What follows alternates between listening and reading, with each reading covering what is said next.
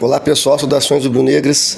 Antes de falar do jogo Flamengo e Vasco, queria desejar a todos um Feliz Natal, já que hoje é dia 3 de março, dia que o nosso Salvador Zico nasceu. Então, desde já, um Feliz Natal, que esse ano de 2025 seja repleto de títulos para a gente. Falando agora de Flamengo e Vasco, semifinal do Campeonato Carioca, o Vasco levou o jogo para o Engenhão. Vou falar sobre isso no final do episódio aqui, do podcast. Mas falando propriamente do jogo, primeiro tempo, a única coisa que o Vasco poderia fazer para perder de pouco do Flamengo era levar o jogo para o Engenhão, gramado artificial, e correria. O Vasco tentou correr, a única coisa que eles podem fazer é correr.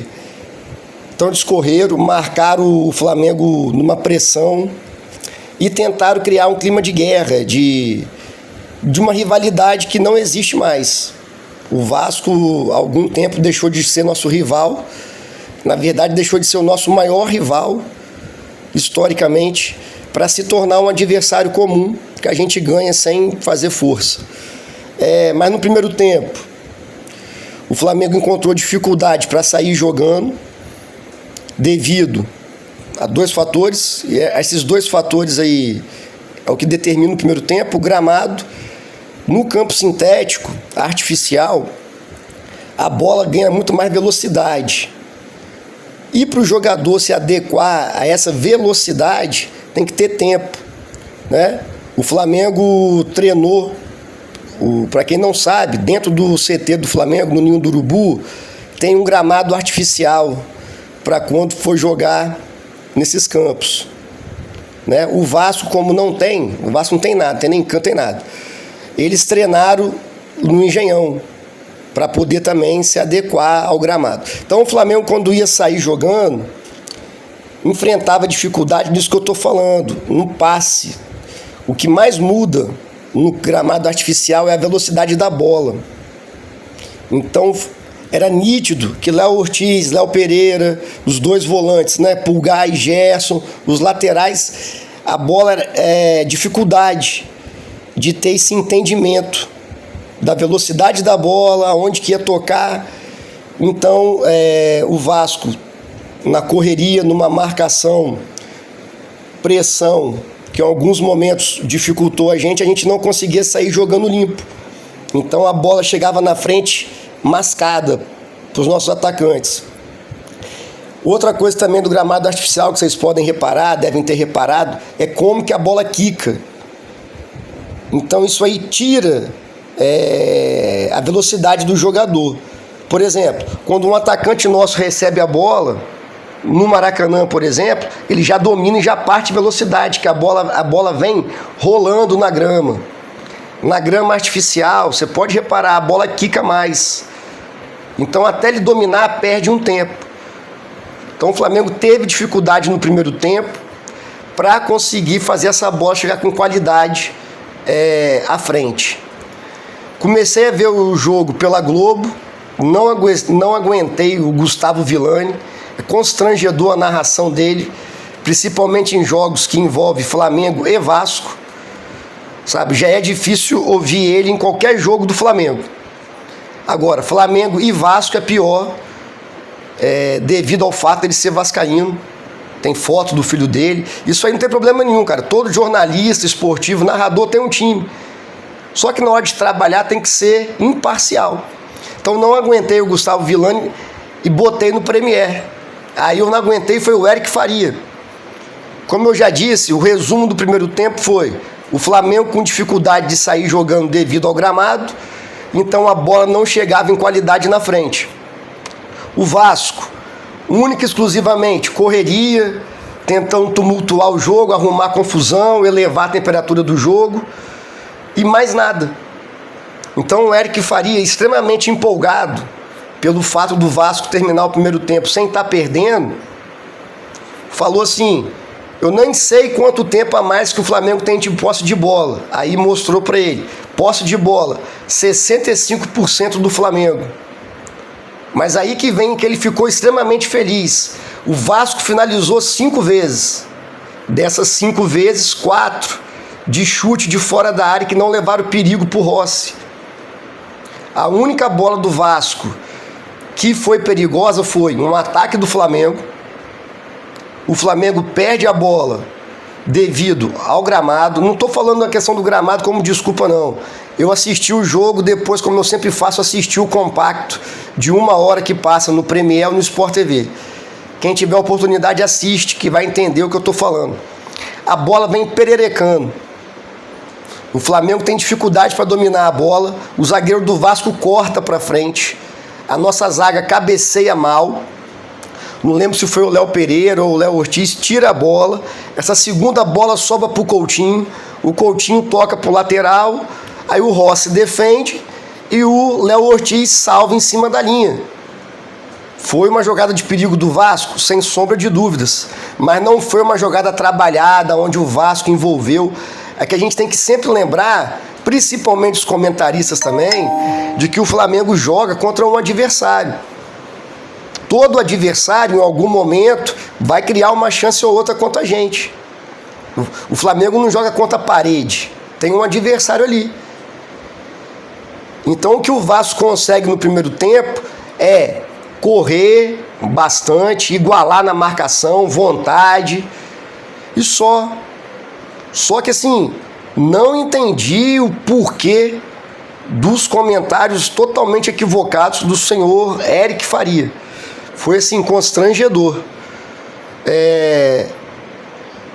Então termina o primeiro tempo, a narração empolgadíssima com a atuação do Vasco. O Flamengo não faz um jogo bom, faz um jogo médio para baixo e volta para o segundo tempo melhor. Por quê? O Vasco não conseguiu correr o que correu nos 45 minutos. A única coisa que tem, volto a repetir, a única coisa que o Vasco tem para oferecer contra o Flamengo é correria. Nenhum time consegue correr 90 minutos igual doido, marcar, dar carrinho, querer briga, não consegue, cansa. Então o Vasco no segundo tempo não conseguiu correr. Se o Vasco não consegue correr porque cansou, não tem nada a oferecer. Aí o Flamengo domina totalmente o jogo. O Luiz Araújo chuta uma bola na trave, perde um gol cara a cara, é o que eu falo do gramado sintético. O lance do Luiz Araújo, que ele isola a bola sozinho, de canhota, ele chuta super bem, canhotinho que chuta super bem. A característica do Luiz Araújo é ter um bom chute. Ele isola a bola devido ao gramado. Então no segundo tempo é um domínio do Flamengo, até que aos 21 minutos o Bruno Henrique recebe um passe do Plata, tenta driblar, a bola sobra para ele, ele chuta de esquerda no ângulo. Aí para mim vem a melhor coisa do clássico, é a entrevista do centroavante do Vasco, Vegete, que ele estava muito triste, indignado, porque o Flamengo ganhou com um chute errado do Bruno Henrique. Isso mostra o que o Vasco se tornou pra gente, insignificante. Falar que estou muito triste que a gente poderia ter empatado com o Flamengo e o Bruno Henrique fez um gol num chute errado. Assim, pra mim foi a cereja do bolo. Então o Flamengo faz 1-0 e domina mais ainda o jogo. O Vasco não consegue chegar na nossa área. Eu não me lembro de uma defesa do Rossi. A única defesa do Rossi foi naquele contra-ataque do Vasco no primeiro tempo e depois um cruzamento do lateral direito do Vasco, cruzamento errado que ele tira para escanteio para não correr risco. Então o Flamengo domina, com dificuldade de fazer o segundo gol, dificuldade de acertar o drible e tal, né? A velocidade da bola é outra. O Flamengo é um time que joga muito de ultrapassagens. O Flamengo chega na intermediária adversário próximo à área, é ultrapassagem, infiltrações. E o tempo da bola no gramado artificial é outro. Tem um lance que o Wesley passa nas costas da defesa, não lembro quem dá o passe, acho que é o Arrascaeta. E é nítido que ele bota mais força do que precisa no gramado sintético. Falta, né, de saber jogar. Então foi isso o clássico. Assim. O Flamengo faz um jogo meia boca, e essa meia boca do Flamengo ali, um jogo nota 6, é suficiente para ganhar do Vasco de 1-0, sem correr grandes riscos. No último lance do jogo, o jogador do Vasco cabeceia, impedido, né? O Eric Faria vai à loucura lá, mas está impedido. Então, assim, o Flamengo jogando pro gasto, num gramado artificial, consegue mais uma vitória sobre o Vasco. Durante a semana, na semana passada, muitos jogadores, os principais jogadores dos principais críticos, postaram no Instagram um manifesto que eles eram contra jogar no gramado artificial. Quais são os times que têm gramado artificiais? Botafogo e Palmeiras. O patético paranaense está rebaixado, não conta. E a dificuldade que é de jogar nesse gramado, o risco de lesão e a dificuldade técnica de se jogar lá, devido ao que eu já falei, muda tudo. A gente, que não é jogador profissional, mas que bate pelada de vez em quando, você vai jogar futebol society, você joga num campo de grama, é de um jeito. Você vai jogar no campo sintético, é de outro. Imagina para jogador profissional, a diferença que não é. Inclusive, um dos primeiros a postar lá no seu Instagram foi o Felipe Coutinho. Aí que eu queria falar assim, a pequeneza do Vasco.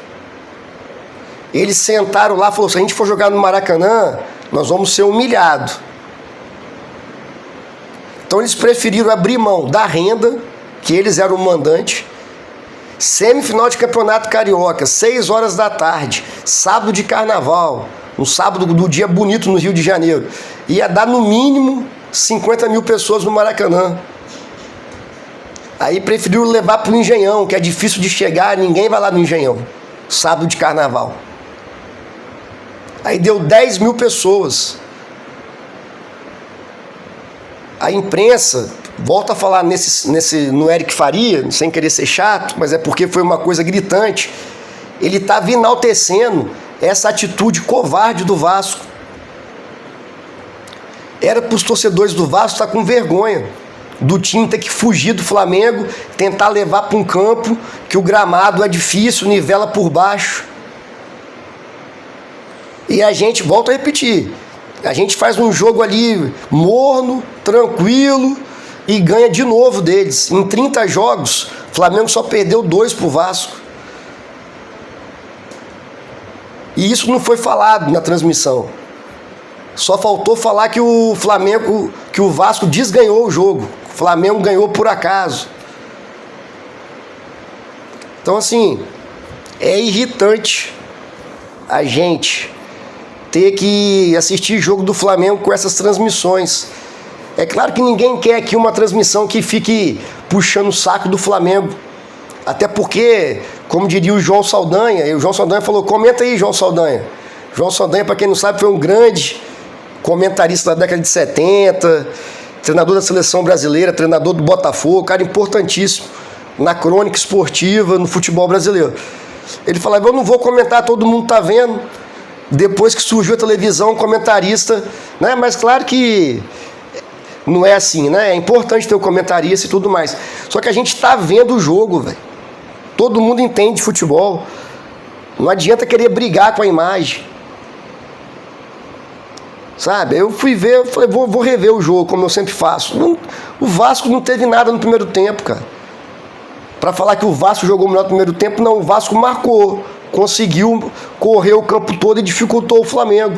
Mas mesmo assim o Flamengo ficou com 65% da posse de bola. Ah, mas o Vasco finalizou 5 vezes e o Flamengo 3. 4 chutes de fora da área. Nenhum levou perigo. Só levou perigo naquele lance que eu já falei lá, que o Rossi defendeu e o Léo Ortiz salvou, que foi um erro de cabeceio nosso. Que a bola sobrou lá pro Vasco. Então, assim, quem estiver comentando o jogo, faça uma análise real do que está acontecendo. A análise real do jogo foi: Flamengo, mais uma vez, vence o Vasco, sem se esforçar. Flamengo ali jogou pro gasto e ganhou. No jogo de volta, sábado que vem agora, no Maracanã lotado, torcedor do Flamengo empurrando, vai ser 3-0, provavelmente. Estou dando O placar que eu acho que vai ser, se o Flamengo correr, marcar bem o Vasco e tal, vai 3-0. Mas enfim, é isso. Mais um bom jogo do Flamengo. Venceu o primeiro jogo da semifinal contra o Vasco. Agora é esperar o próximo jogo sábado. Valeu, pessoal. Saudações rubro-negras, abraço.